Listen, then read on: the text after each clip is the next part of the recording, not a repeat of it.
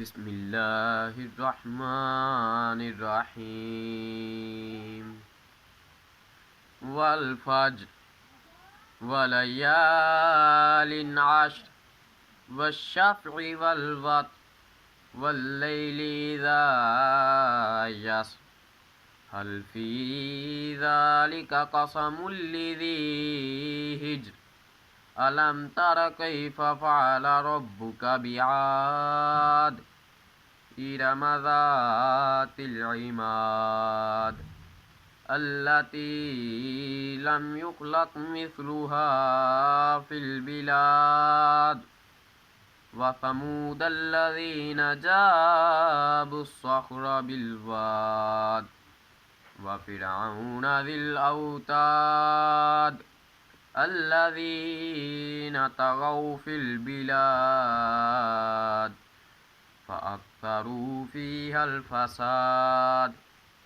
فصب عليهم ربك صوت عذاب إن ربك لبالمرصاد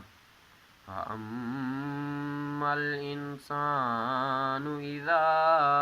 ما ابتلاه ربه فأكرمه ونعمه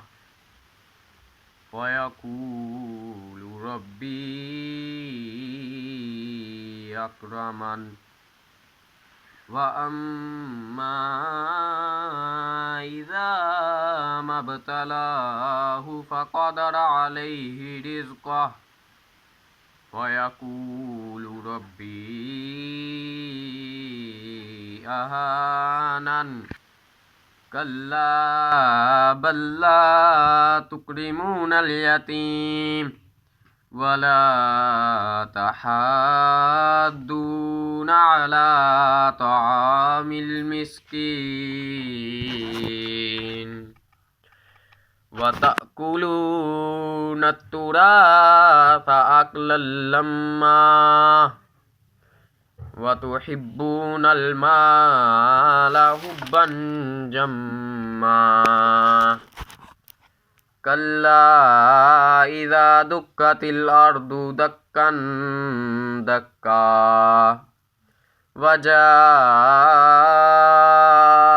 ربك والملك صفا صفا وجيء يومئذ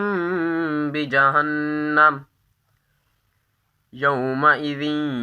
يتذكر الإنسان وأنى له الذكرى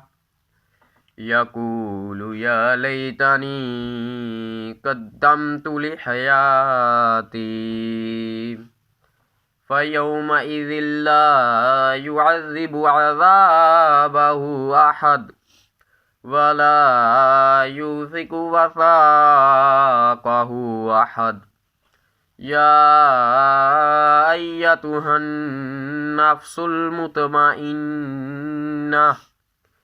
ارجعي إلى